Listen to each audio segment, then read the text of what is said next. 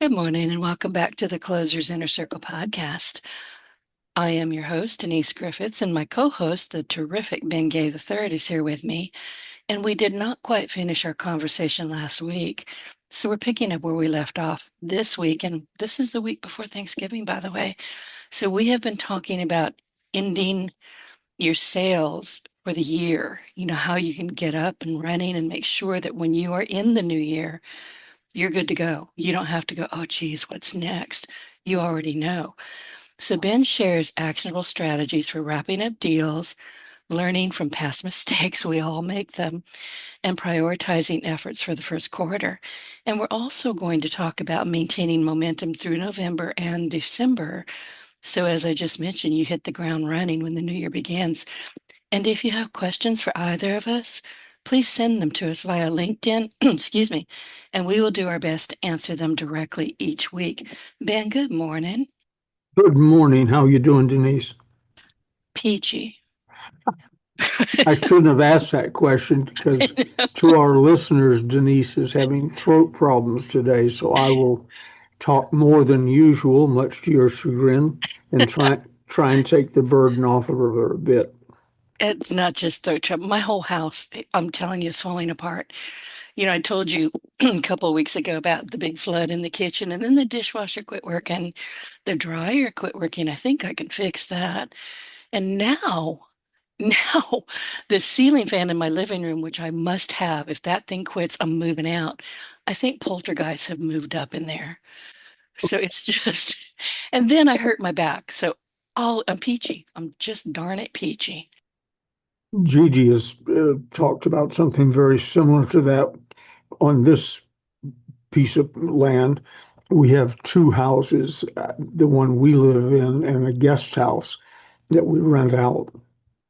And they were built at the same time by a builder I know some 34 years ago, roughly.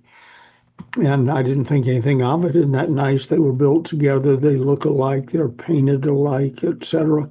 And then I discovered all the appliances that go bad right over 30 years. So we have two houses with hot water that either have or had hot water heater problems, dryer problems, washer problems, Oh, uh, yeah. Yeah. garbage disposal problems. That's all, and all within 45 to 60 days. And Yep. It happens. I thought we've been cursed with bad luck. Well, what we've been cursed with is a 33-year-old house where the dryers in both houses are probably within an hour of each other in age. So it's logical they would both go on the fritz at the same time. But a few weeks ago, I met some lovely people at the laundromat I would have met under other circumstances and had nice chats and found out a little more about what the general populace is mad about. Oh, yeah. Yeah. I sort of live in a bubble. We have an office wing in the main house, so I'm there most of the time, rarely venture out. If we do, it's to have dinner with ourselves, usually, so we're not interacting with a whole lot of people. So if the waiter doesn't have a problem, we probably don't know about it in life unless it got to the national news. At the laundromat, I've found out a lot of things. It's like men like to go to the men's barber shop because that's where men gossip. Oh, men don't gossip. Come Yeah, on now. yeah, we don't gossip, but at the No. men's barber shop, you'd think we do. No, you're just exchanging important information, right? Yeah. So anyway, I'll cover for your voice as best I can, and we'll go from there. I hope you get well quickly, Me because too, that's because I really have to, aggravating.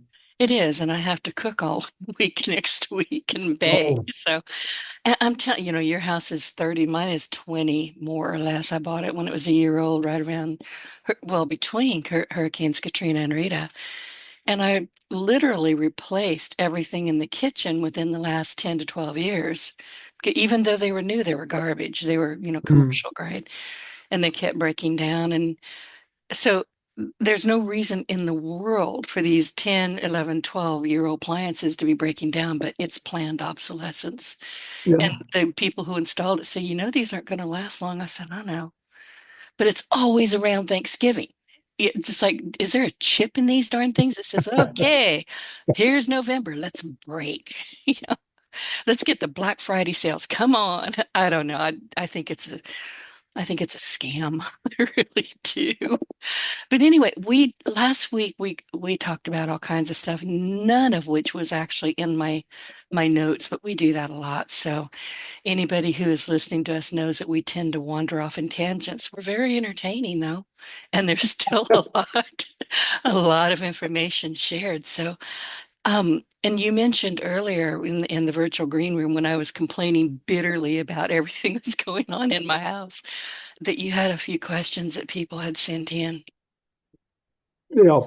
Um, Questions and or comments that reminded me of something else, but they serve the same purpose. One would be don't forget your notepads. Have things there that you can write down on, and so you catch things as you go along that you can then later use.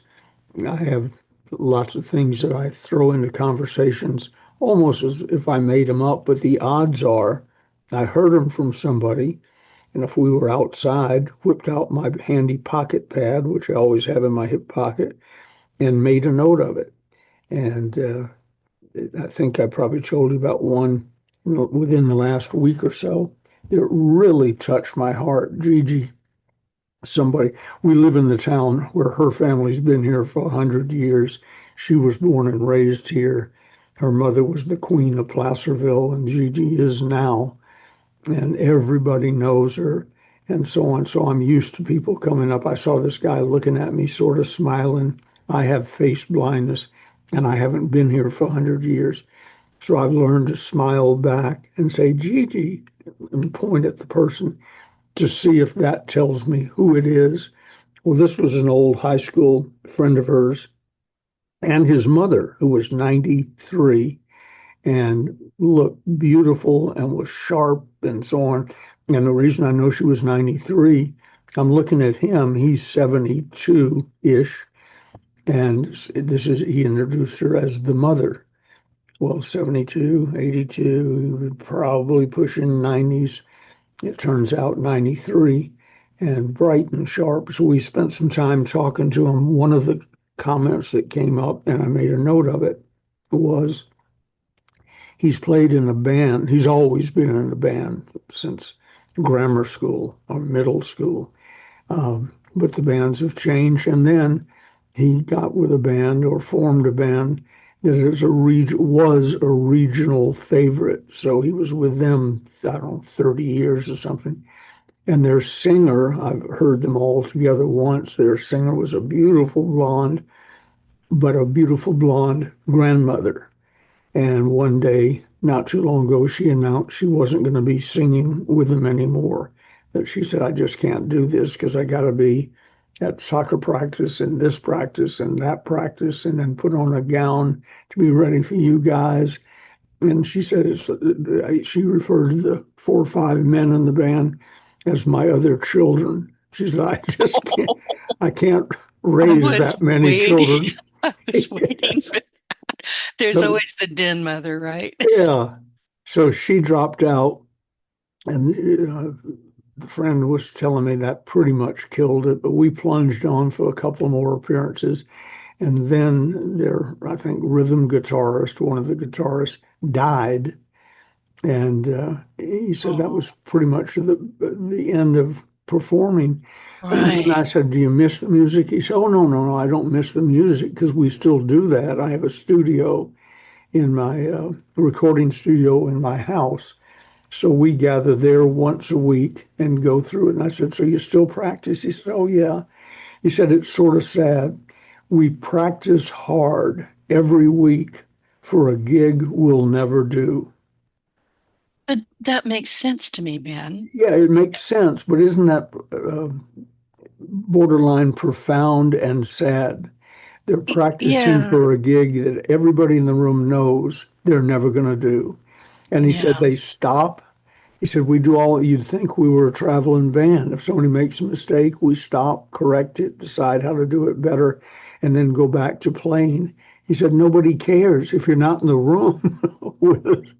We could just play on, but we But, continue to practice but, for a gig we'll right. never have. But that keeps them agile mentally, spiritually, Yep, emotionally. I yep, mean, that makes perfect sense to me.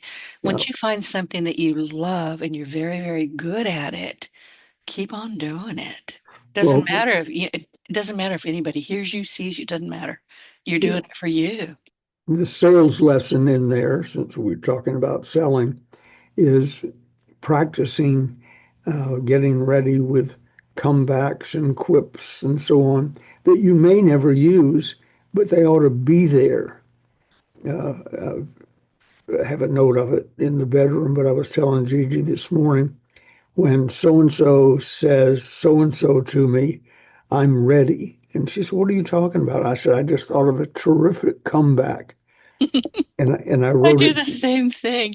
I Yeah, have a Word document that, I mean, my second language is snark. It's probably my first language. And something will pop in my head. Ooh, I can use that one day. Maybe I can write about it. Maybe I'll never use it, but it's so good. yeah, I can write it exactly. down. You cut out. No, I'm here. Okay. Yeah, it's so good, and that's I'm embarrassed I don't have that notepad with me, but whatever it is, I write things down and then I don't have to think about them anymore. Somebody is going to get surprised when I spring it on them, and Just don't do it to me because I'm fragile. yeah, yeah.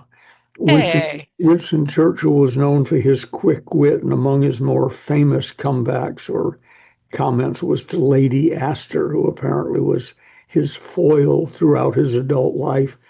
And they're sitting at a dinner somewhere, and he says something snarky. And Lady Astor says, Sir Winston, if I were your wife, I would put poison in your coffee.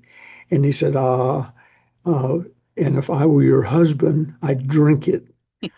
So he was then complimented. How did you come up with that? He said, I came up with that 30 years ago, I was just waiting. and I've been waiting. Right. And I So, do the same thing. So if once I leave this mortal coil, that's about the only thing I'm going to leave behind. Anybody want this? You can have this. They're free. so Ellen, taking things you ought to write down and be ready to use them. These aren't snarky or funny, but they sort of come along with it made me think of them again when the gentleman said, we're practicing hard for a gig we'll never do, was the definition of country music. And the reason I thought of that was somewhere on the Sunday news shows, there was a guy, uh, a genius musical guy who does Broadway shows. And so it made me remember that and to me, the original country Western music. Somebody said, can you describe it? And whoever was asked said, two chords and the truth. And And if truck, you, my yeah, if mama, my truck, and my dog. yeah, yeah, exactly. But if you love country music, two chords and the truth Right. perfectly describes it. And this guy from Broadway, so I wrote that down years ago, and then this one I wrote down Sunday. The Broadway music genius said, they said, how do you do this? He said, I don't know. I just sit down and it comes out. But he said the trick is to tell the truth and make it rhyme. Oh, And yeah, and if you think about Broadway shows and so on, right. that is, they all rhyme, da da da da da da word, da da da da da rhyming word, so on. So tell the truth and make it rhyme, and two chords and the truth for country music. And those are things our friends on this program should have in their uh, in their bank, their literary bank, because I've used, off subject as it seems, I've used the two chords and the truth many times in sales situations. Somebody might say, The I'm not sure it'll work like I want it to, and so on. I said, I might say, well, it's sort of like country music, two chords and the truth. I'm telling you the truth. And Yeah, that, I've never heard you say that before, and I love that. yeah, it provides, but like Winston Churchill, you got to have that in your mind as inventory. It might be 20, tell the truth and make it rhyme. I haven't used outside yet, but I'm waiting. But it might be there for years. Hopefully, Right. I'll be here for years, but Yeah, it but might you be, just used it. It's going to go all over the world. well, there you go. I Yeah. know. So have the pocket notepad, have a memo pad next to every place you frequent, and don't move the memo pad. My memo pad in my personal bathroom stays there. I check it every morning to see if there's anything on the top sheet, but the pad doesn't move with the pen attached to it. The grease board in the shower obviously doesn't move. It's chained to the shower head. And then memo pad over where I brush my teeth because that's a bathroom Gigi and I sort of share. I'm allowed in that one. It's the master bath, so it's like a public area. The one I was referring to earlier is one of those half baths, and she doesn't go in there like there's something wrong in there. Maybe it doesn't get as clean as the master baths do, but one is my private. The good thing about my half bath is no one bothers me in there. I push the sliding door shut and I could sit in there for days. So This is not information I really need. Now it's going to be in my head. with my trusty memo pad and one beside your bed, and if you have a desk or two you frequent, a pad there and a pad there, and then one in the side pocket of your car door. I have a memo pad there with a pen clipped to it. And for my reading stack, they are literally stacks in my 5 reading spots, which are similar to the memo pad spots, where I put books, and I put the new one on the bottom, read off the top until I either finish the book or decide it's not worth finishing. And in the car, it's my Hartman briefcase always has 4 or 5 books in it. It's in the back seat. So, people say I had a great idea, but I didn't write it down, and now I can't remember what it is. Well, Steve Jobs, somebody said, every person who's ever taken a shower has had a great idea. Oh, yeah. I The have fa- bathtub crayons I take in there. yeah, well, he said that the difference is some of us get out of the shower, write it down, and take action. Right. So I used to be guilty of that before Dr. Hill shaped me up, have great ideas, and then a half an hour later can't remember what it is. Here's an example. I just gave you an example that I thought of either late last night or early this morning of my clever comeback. I'm not going to lose it. It's on my memo pad next to the bed, and I had to come over here to do your show, and I just didn't take it off. I'll go back and clear all the memo pads as soon as we're done here, and then I'll find whatever the great idea was. So, which brings me to the other thing about making notes. It clears your mind. I don't spend any time, as I just proved by not being able to remember the quote I came up with. I don't spend any time trying or clutter my mind trying to remember things. If they were noteworthy, they're written down. If they Ooh, were say written that down, again. If they're noteworthy, that's important. yep. And a pun too. I didn't intend that, but if they're noteworthy, they're written down. And the worst that'll happen is if they come upon me at 9 o'clock in the morning, the worst that'll happen is I won't look at them again until 8 o'clock, probably tomorrow morning, when I go around and clear the top sheet off of every pad. So in the meantime, it frees up your mind. I'm not trying to remember this, and therefore can't entertain new information. So, right as Dr. Hill said to me in our first or second meeting, he gave me some great idea. And I said, that's good. He said, well, write it down. I said, no, I'll remember it. write it down. Yeah, you won't remember it. Yeah, I I can't wasn't. remember what happened between my chair in the command center and the refrigerator. By the time I get in there, I'm like, what am I doing in here? Why did I come in Why?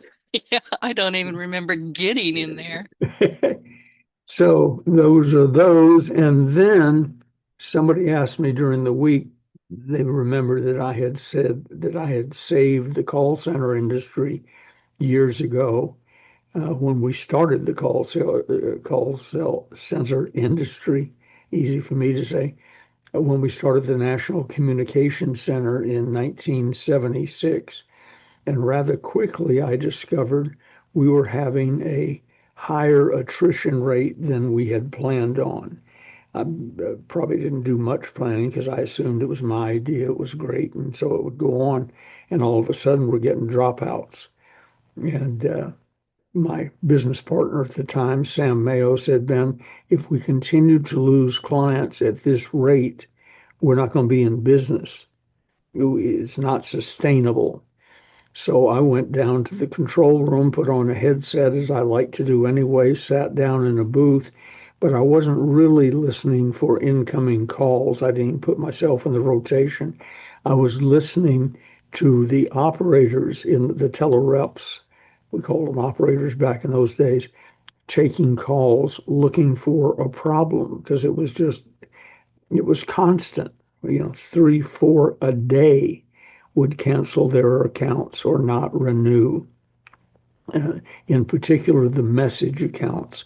In the very beginning, we did three things: message, take it down, wait for them to call in and ask for it. Executive locator, you tell us where you are, and when somebody calls and asks for you, we will tell them exactly where you are. You must keep us up to date, but we'll tell them exactly where you are.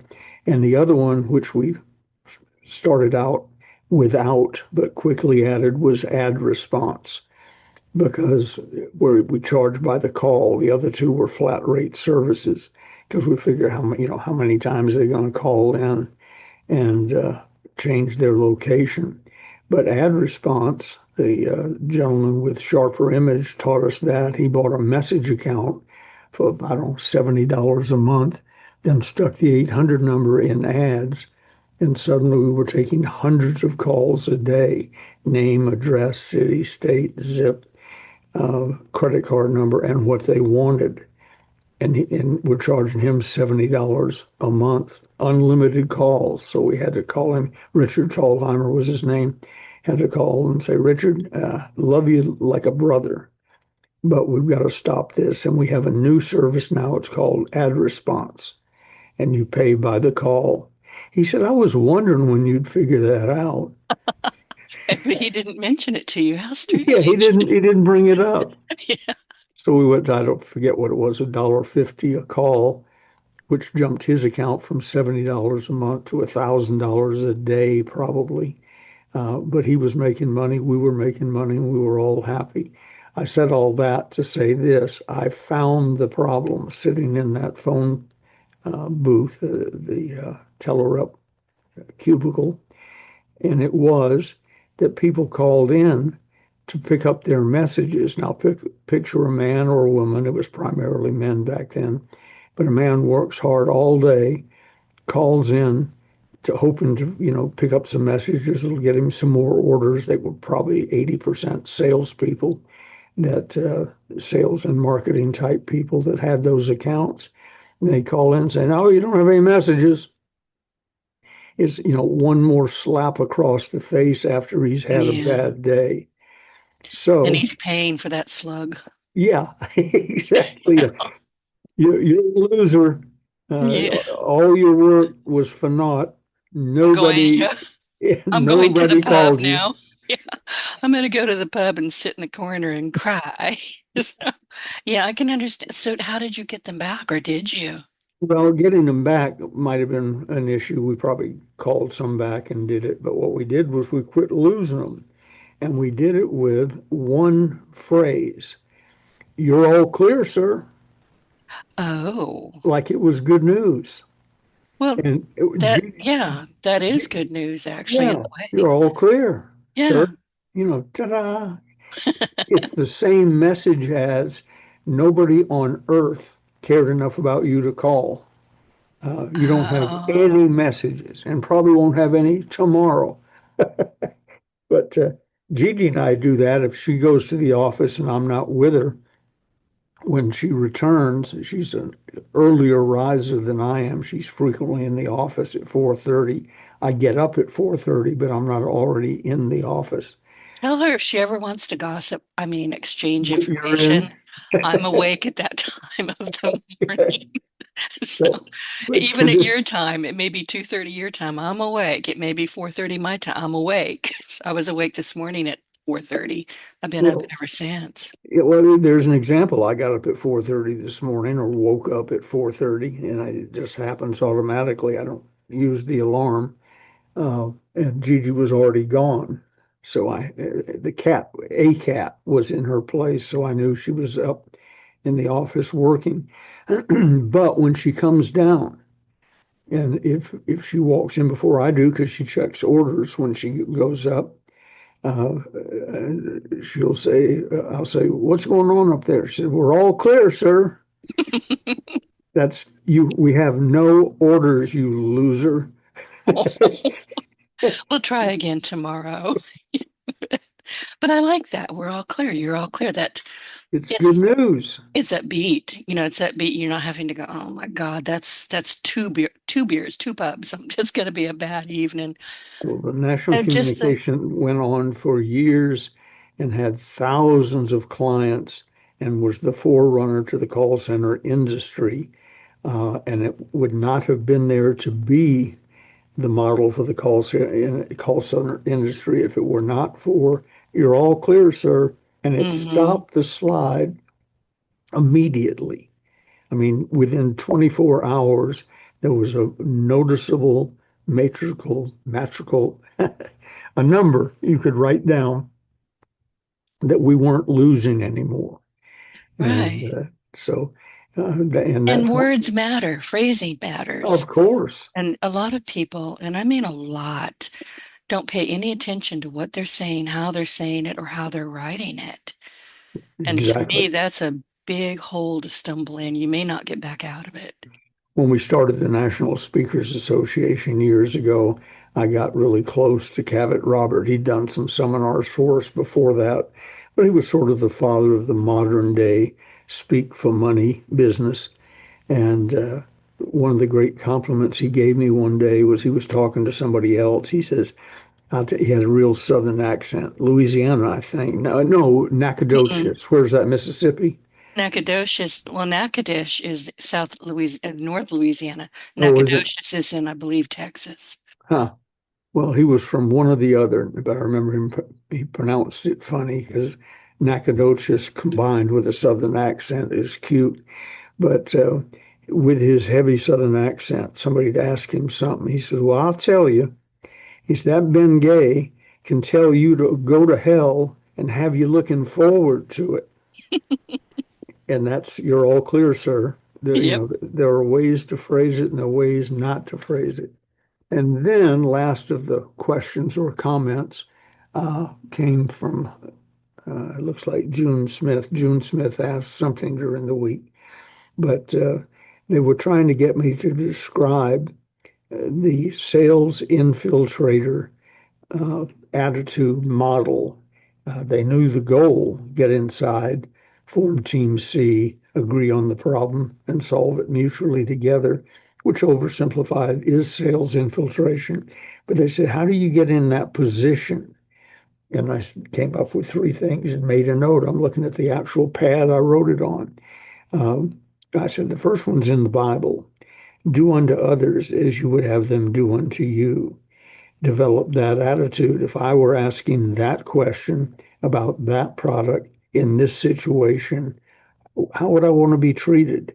Or if I'm walking into a car dealership, do I want to be greeted, hey, I'll tell you what I'm going to do. We got 5 cars on sale today. Or do I want to be greeted by a gentle person, man or woman, who gives me their card and says, welcome to the dealership. May I be of service to you today? I'm just, Service. yeah, That's an important yeah. word. And no, I'm just looking. Fantastic. Here's my card. When you find what you want, dial that number and point to it. That'll ring on my phone. Show them the phone, and I'll be right with you. Now, before you go wandering off, tell me sort of what you're looking for, and I'll at least point you in the right direction. And, I'm looking for a used car that costs less than $10,000. Fantastic. Uh, right through that door. Do you want me to go with you? And 9 out of 10 times they'll say yes. But you do unto others as you would have them do unto you. When I walk into any sales situation, I'm thinking, okay, right at this moment, how would I like to be treated? And I treat them that way. And they say, well, what's your attitude? What's the persona you develop? And I said, well, this is going to sound weird, but I did a lot of work, still do some in the pre-need funeral industry. And that's where we come into your home, discuss your imminent demise, and plan ahead so your family isn't stuck with those duties on the worst day of their life.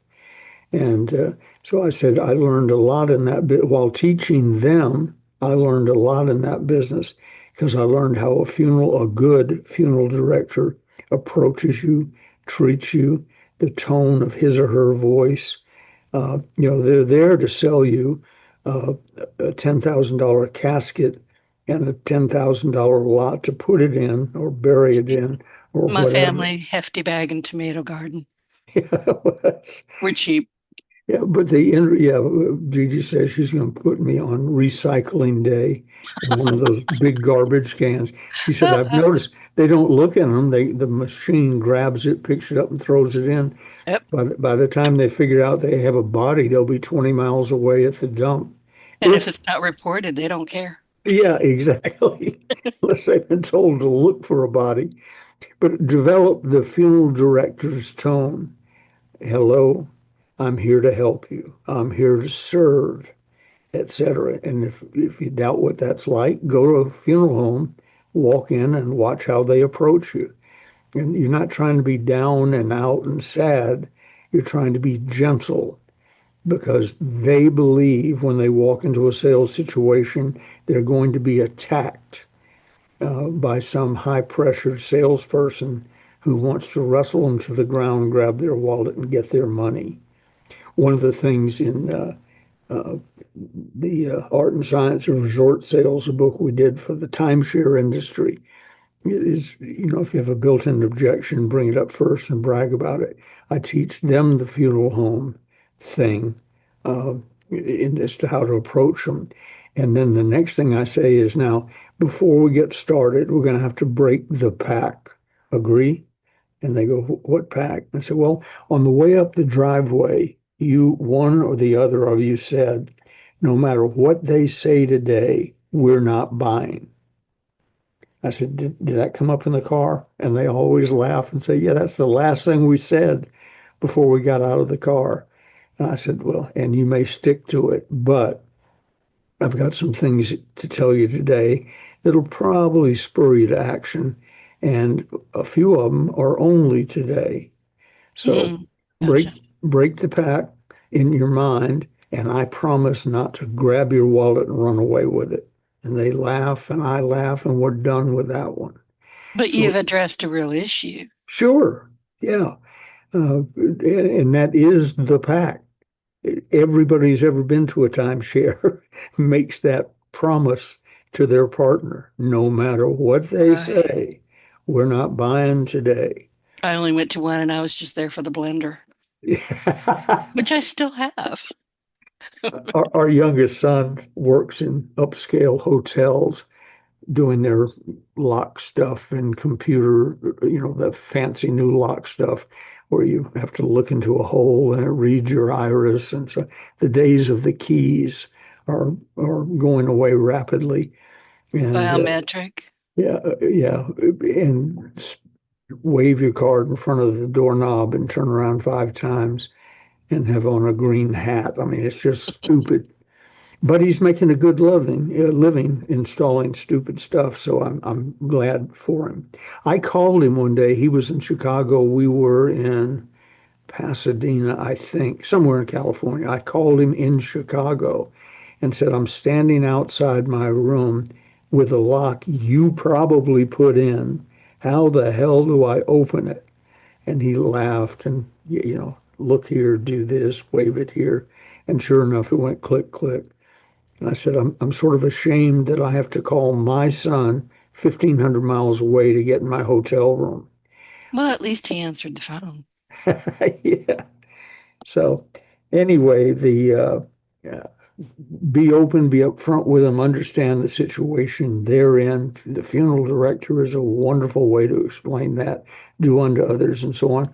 And the other one that I use as an example, word picture, is your wedding behavior.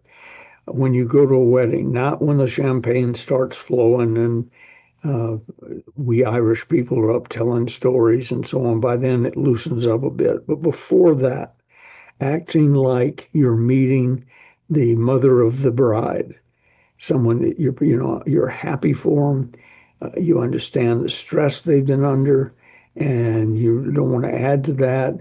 You just want to be of comfort to them and congratulate them on the great situation they've created. Oh, I was in at the Dallas Amfac Hotel. I'm not sure it's still in business under that name one day, but on the concierge level, where the uh, upper class stays, supposedly.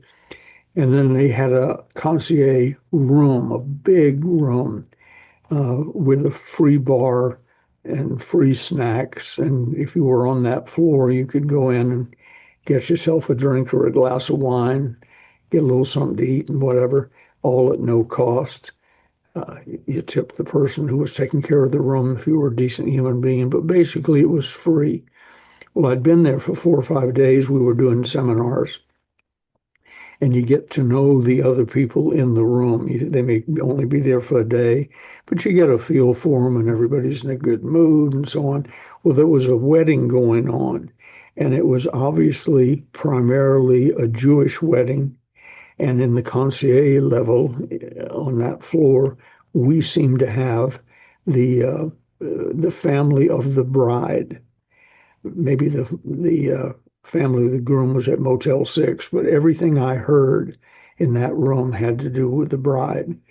So 2 or 3 days go on. Now the wedding is obviously over. They're loosey goosey. And I walked in, and by now I had made it clear that I like to kid around. I said, ladies, and they all quieted down. I said, I gotta know, how did we do? And one of the ladies said, we got us a doctor. Jewish mamas. Yeah. I said, well, congratulations. The We got us a round is doctor. the round is on me. And somebody said, they don't charge here. I said, I know. I know. That's why I'm so happy to offer. Isn't that That's cute? funny. We got Yeah. us a doctor. And that's one of those stories you can put in your memory bank, and I promise you it'll come up. I've probably used that phrase twice in the last 10 days in various situations to lighten up and ease a situation and let them know I'm a friendly guy. I'm not a threat. I'm not there just to get their money, and so on. And then we were finishing up last week talking about wrapping up the year, and at the risk of being somewhat redundant, the trick is to follow the daily success system that we've gone over a couple of times and we'll touch on in the future, that Dr. Napoleon Hill taught me. And I was thinking about him Saturday as I was trimming my toenails, because that's how he sprung it on me. He was staying up at the house, walked around the corner of a deck where I thought I was alone. I was sitting there in my bathrobe trimming my toenails because I had just noticed that they were getting hung up on my socks. They had gotten too long. And so we had a little exchange. He had a cup of coffee. What are you doing? And I told him. He said, they were hanging up on your socks. How often do you trim them? I said, whenever they hang up on my socks. That's sort of my timing device. He said, no, no. There's a time your toenails grow so long in such a period of time. Now we don't know what it is, but he said, go get your daily planner. So I went and got the daily planner that he had made me get before. He said, okay, you've trimmed them today. What do you figure? You want to test 4 weeks, a month? And I said, sure. He said, so go out 4 Saturday. When do you want to do it? I said, weekends, where I'm left alone, usually, if Dr. Hill doesn't come around the corner and surprise me. Um, so Saturdays, he said, go out 4 Saturdays and write down trim toenails dash move up, which has been reduced over the years to M/U, move up. He said, then if when that happens, it was too soon, move it up another week and then put trim toenails, move up 5 weeks. Eventually we'll settle into knowing exactly how often your toenails need to be trimmed. You'll never think about it again, and they'll never be hanging up on your socks again. So I did. And last Saturday, it's now every 6 weeks. Trim toenails dash move up 6 weeks. Last Saturday, I was smiling to myself as I leaned over to trim my toenails exactly 6 weeks after the last time I trimmed them, thanks to Dr. Hill and having systems. And I have systems for everything. I almost had a new one thanks to you. You went through that plumbing problem. And Yeah, I that told was a mess. It took me 3 days, but I did it all by myself. Well, I'm proud of you. Me And, too. and my suggestion won't work under some situations, but where it's standing water, not a toilet, standing water with a drain, it will work. It's liquid plumber, and plumber is spelled R, an odd way. It's not ER, it's just R on the end of plumber or something like that. But liquid plumber, you pour it in, you wait 15 minutes, and and then you pour in hot water behind it and it'll clear it because I had waited too long. It took 2 doses of that. And now it's just running perfectly. And when I told you about it, I said, this may not apply to you because it sounded like you had a much more serious problem. Yeah, it But was bad. yeah, but I had a bathroom drain where I shave and brush my teeth that I had let go too long. And for the second time, I've had to do that. But I went to write it in my memo in my daily planner. And I thought, well, it was probably been a year since I did it last time. How can I guess at that? And then Gigi said, here's how you do it, and it'll save you some writing. You wait till it backs up again or gets slow. It's not important when that happens. I said, oh, so that doesn't go in with trim your toenails? She said, No. no, no, just wait for it to back up or start to back up or get slow. So I didn't have to write it down, but I did think of you that time because I thought, thank God I'm not going through all the grief she went through. It was 15 minutes, didn't quite work. Another 15 minutes, and I'm done. It would work perfectly. So if you're taking notes, folks, liquid plumber for your stopped up drains. And if you're listening from Europe or someplace, they must have one similar. But the system is what I'm really talking about. The toenails, the do this, trim this, uh, call so and so. I on my in my daily planner, I have, among other things, FB. That's Facebook. Post something on Facebook and LinkedIn that remind Right. that Right. reminds me people that I'm alive. Hello. What I write almost isn't important. What's important is he Ben gay, Yeah, get you're hurt. there. Yeah, Howdy. yeah, And if you live in Texas, howdy. yeah, exactly. And then there are 3 or 4 other standard things, and the rest of it is things I'm going to do that day, and may or may not. Your show, 10 a.m. Denise show, move up. No, it's our show. Well, And we're going to go you, back to you mentioned sales infiltration because I got infiltrated. Okay, keep going. so anyway, about to cross it out, or black it out is what I do. But sitting right in front of me now is 10 a.m. Denise show, move up Wednesday. And then next to that, I have the time we should end this show because I noted when we started it, went out an hour and wrote that down in the book. So I don't have to think about it. And then at noon, I'll be talking to Mark Harris about a program that we're doing in the real estate industry. And a lot of it is based on, he's one of the leading experts on Think and Grow Rich and the Law of Right. Success by Dr. Napoleon Hill. So it says 12 noon, Mark Harris Show dash move up Wednesday at noon. Now, in the mornings, Gigi will say to me, are you talking to anybody today? Are you doing any podcasts today? Sometimes Wednesdays, I know because of you. Wednesday at 10 a.m. has been standard for so long. I'm almost tempted not to write it down, but if I don't, something will go wrong. Yeah, it will. Yeah. Your So, ceiling fan will break. yeah, but my standard answer to that question from her is, I don't know. I'd have to look at my calendar. And one little thing I do, if it's time wise and important, I'll write the keynotes of the day, three or four probably, on a memo pad, tear it off, and scotch tape it to my mirror so I don't have to go to the office wing to find out I'm talking to you at 10 o'clock and Mark at noon. I can just look up there and see it uh, to know to get dressed, and get rolling, Right. so on. So systematize everything that you do of importance so you don't have to waste any brain time trying to remember it. It not only makes sure you do what you're supposed to do when you're supposed to do it, it clears your mind for fresh ideas. Minus the memo pad, I would probably have two or three things that I would try hard to remember. With the memo pad, total between all of them when I go around pick them up, 10 or 15 things is standard. And I've told you about the 3-day weekend a year or so ago. Right. Went around and got, Mendocino. yeah, had 70 different things on, let's see, one, two, three, four, five, on 6 different pads, not counting the pocket pad in my pocket.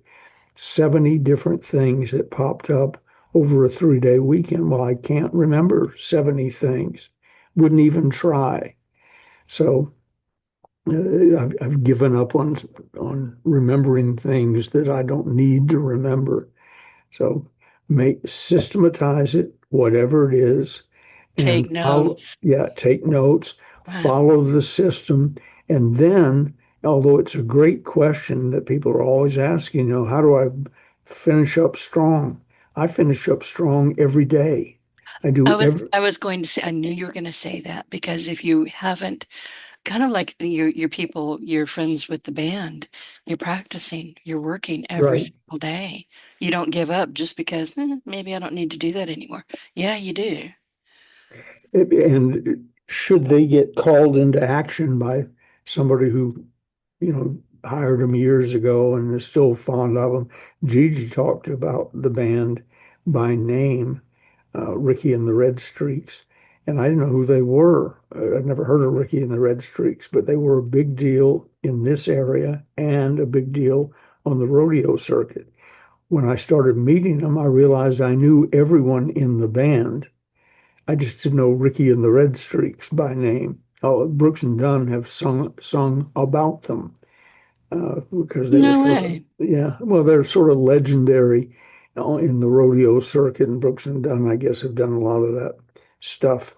But it, if you systematize it, write it down, follow the plan, there's no reason to get all busy the last week of December to meet your year-end targets. And busy is not the right word. Panicked is the right word. Yeah, exactly. If I'm capable of selling it or doing it, it's already been done, and or it was planned to be done the last week in December. We're not doing it because it's the last week in September. So it's sort of like people ask me, "Well, when do you close?" I said, "Well, that close starts usually several years before the actual sales presentation, when you pick your product, Mm, when you make sure it's priced fairly, when you believe when you have a system where you spend your time in front of people who could actually buy it, and you believe in it. I've sold a few things over the years that I wasn't really excited about, didn't believe in, and I'm thinking of about three different things. They all came back to bite me because I had broken the first rule. We weren't up to the close yet. We weren't even up to prospecting yet. I broke the. I was screwed before we got rolling because I picked the wrong product for the wrong reasons, and it broke several of my other rules. That's competitively priced, a quality product or service, selling to people who are qualified to buy it. I may have touched on this in the past. I was one of the first people to sell video games with Atari, and the first game they came out with was Pong, and you could go make a sandwich between when you hit the ball to your opponent on the screen that was in front of you. It was like a cocktail table with a television, black and white television set in it, and I thought it was fascinating, boring rather quickly. But where I was selling them was to investors who wanted to place them in bars and restaurants and so on, and then give the owner of the bar or the restaurant half of the money. You get the other half, and now you have passive income coming in. Well, I grew up on pinball machines and so on, and I put a lot of money in pinball machines over the years. And my godfather was the largest pinball slot machine and jukebox distributor in the southeastern United States. So I spent a lot of time emptying with him, traveling around, emptying out his machines, counting out the money 50-50. And I learned from him that you give the bar owner a few quarters with nail polish across them so that to prime the pump and get people playing, he hands out some quarters that have the mark on them, and the kid plays with them, and the game starts rolling. And then when it's time to divvy up the money, he gets the one with the nail polish first. Then you split what's left.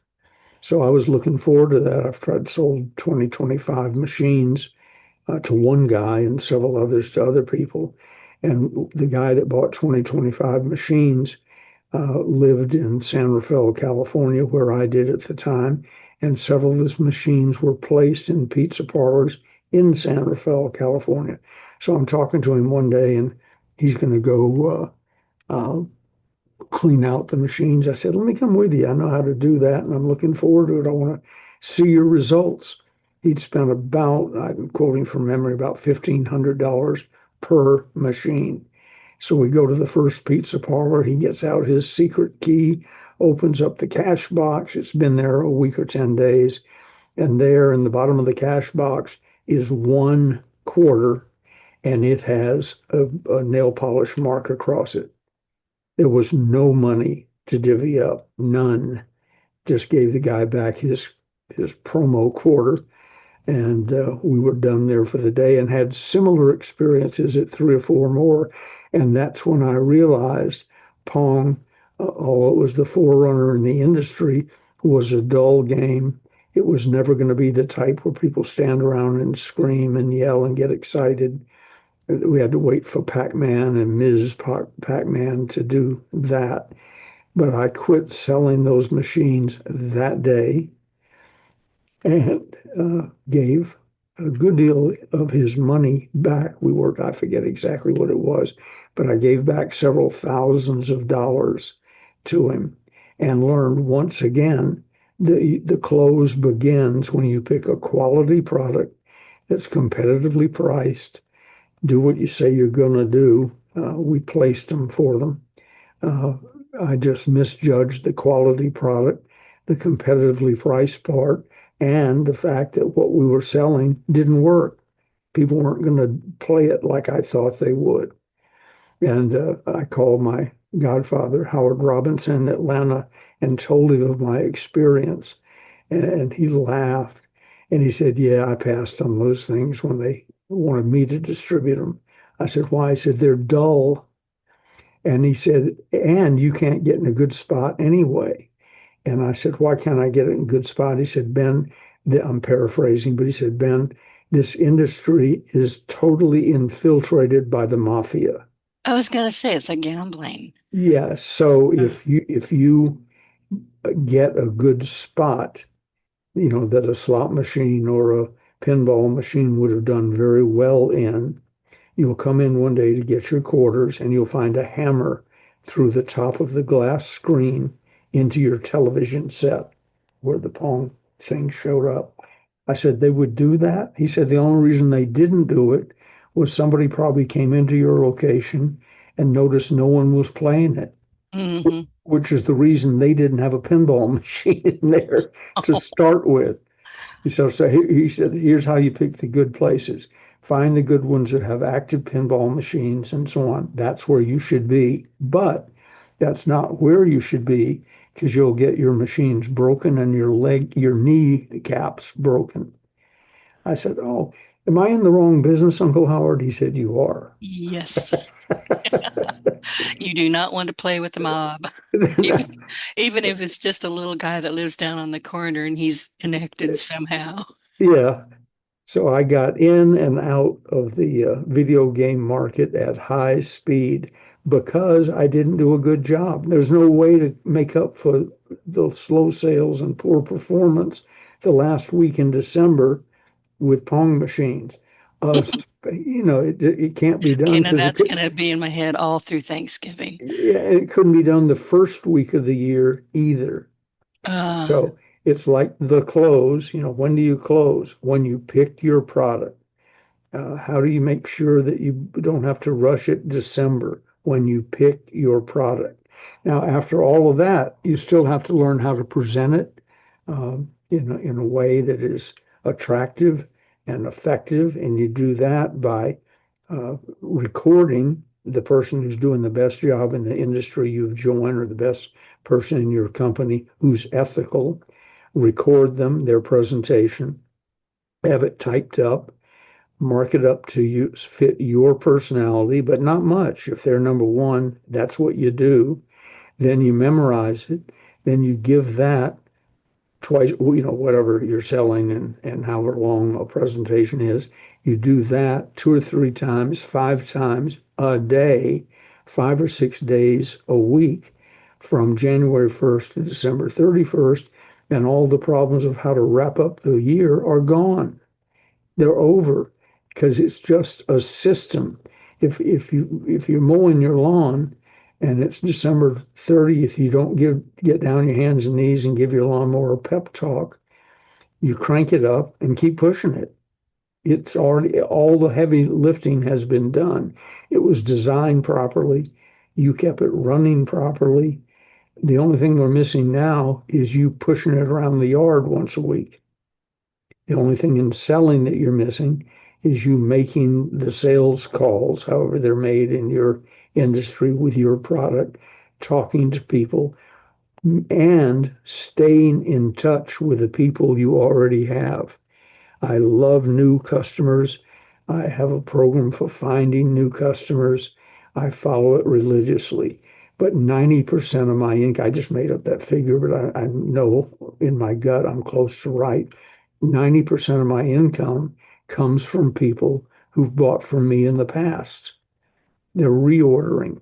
They're wanting to know if there's something new, if it's a consulting or a coaching relationship. They're looking for new information. They already know what I told them in the past. They're looking for new information. So after you've been at it a little while, servicing the people you already have is your real business. And new business that's right. is icing on the cake. That's your You cut out. The old business is your warm market. They know you, Hmm. they like you, they trust you. Yep. And a good marketing thing that keeps fresh business coming in the door. I've probably told you this before, but my closing rate is 86%, give or take a point or two on any given day. But since I got in the business and started doing well and keeping track of my batting averages, my closing rate is 86%. And I was bragging about that one day in the control room at the National Communication Center, the call center industry that we founded. Uh, and I'm saying 86% because it's already been established at that point. And a couple of my telereps operators said, "How come you're only at 86%?" Well, they're sitting in the control room where somebody else has made someone call. Pick up, they looked at the sharper image catalog and they called them. We trained them to always have an upsell item. If you buy the frying pan, we also want you to buy the spatula. If you bought the frying pan without the lid, we want you to buy the lid and so on. So they had little scripts for upsells, but the basic closing rate in the room was 100%. Why? Because they were dealing with marketed people who'd been marketed properly. It wasn't, "Hi, my name's Ben Gay. You've never heard of me or my product. Let me go from there." That's 86%. 100% is get with a company or start a company that markets effectively where warm, friendly leads are coming in over the door automatically. And I've had people say, "Well, then you don't have to close them." Fine. I'm not out to prove a point. Uh, People say, a lot of your sales are lay down sales. Isn't that great? I have Yeah, but no, you created that. yeah, well, A, I created it, and B, I don't care if they were all lay down sales in the toll-free Right. answering service Because business. they were looking for a specific thing. They were going to a specific. You talked about Elvis when he died. That was very specific. Hmm. Yep. We had what Denise is talking about. We had three or four clients that were with us, and they were just normal clients. They were selling Elvis Presley records and Elvis Presley scarves or memorabilia or what have you.